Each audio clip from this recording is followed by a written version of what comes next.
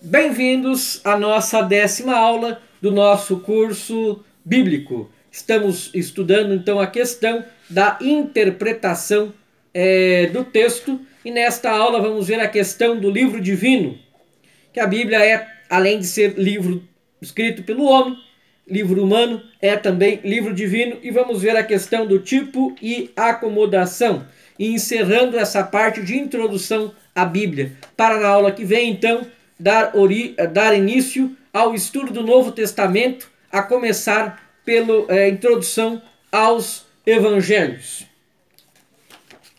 Uma vez então entendido o texto bíblico com o instrumental das ciências humanas, que permitem compreender o que o autor sagrado queria significar, faz-se mister procurar a mensagem teológica do respectivo texto. Como dito, a mensagem bíblica é antes do mais religiosa.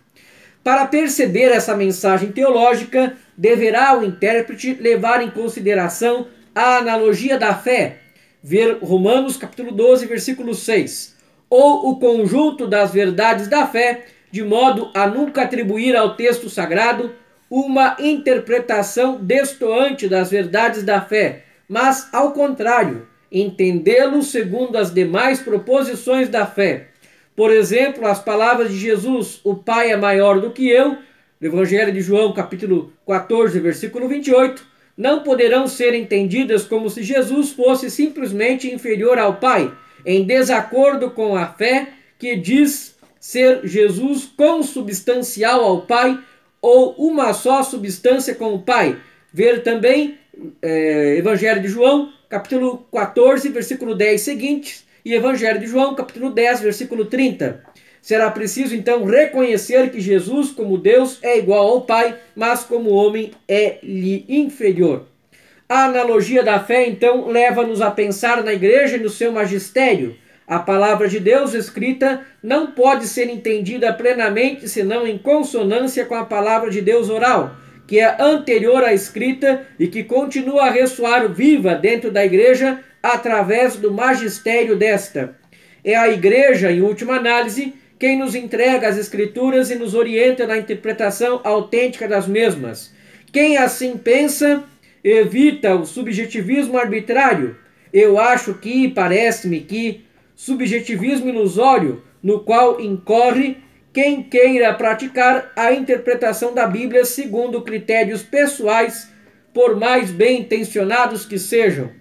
O magistério da igreja não está acima da Escritura, nem é um canal próprio pelo qual Deus revelaria novas verdades aos homens, mas é simplesmente a expressão genuína da tradição oral que berçou a tradição escrita da Bíblia e que jamais poderá ser separada desta. Tipo e acomodação. Na Escritura, Deus nos fala não somente por palavras, mas também por pessoas, coisas e fatos que são imagens ou tipos de realidades futuras. Assim, ele quis fazer do primeiro Adão um esboço ou uma figura do segundo Adão, Jesus Cristo, conforme Romanos, capítulo 5, versículo 14. O primeiro Adão, qual homem compendioso, recapitula toda a humanidade como Jesus Cristo a recapitula. Melquisedeque também é a figura de Cristo, conforme Hebreus, capítulo 7, versículo 1, 25. O Cordeiro da Páscoa é a figura de Cristo, conforme 1 Coríntios, capítulo 5, versículo 7. A serpente de bronze, igualmente, segundo Evangelho de João, capítulo 13, versículo 14 e seguintes.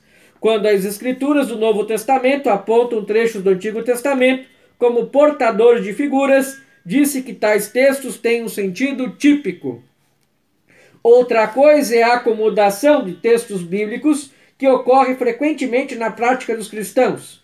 Imaginemos que a Sagrada Escritura nos apresente determinado sujeito com algum predicado.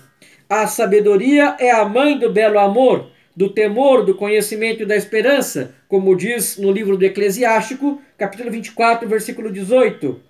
Ora, o leitor vê no seu mundo cristão um sujeito semelhante ao sujeito bíblico, ao qual podem convir os predicados atribuídos pela Bíblia ao sujeito. Então faz a acomodação ou a adaptação a tais predicados né? Se, por exemplo, me parece que Maria, por ser a sede da sabedoria divina, pode ser dita também mãe do belo amor e da esperança, faço a acomodação de Eclesiástico, capítulo 24, versículo 18, a Maria. Os próprios autores bíblicos também fizeram tais acomodações. Por exemplo, São Paulo, em Romanos, capítulo 10, versículo 15 e 18, faz a acomodação aos apóstolos de textos que não visavam diretamente aos apóstolos. Livro do Isaías, capítulo 52, versículo 7, Salmo 18, versículo 5. Os cristãos, então, costumam fazer acomodação ou adaptação de textos bíblicos aos fatos da sua vida cotidiana.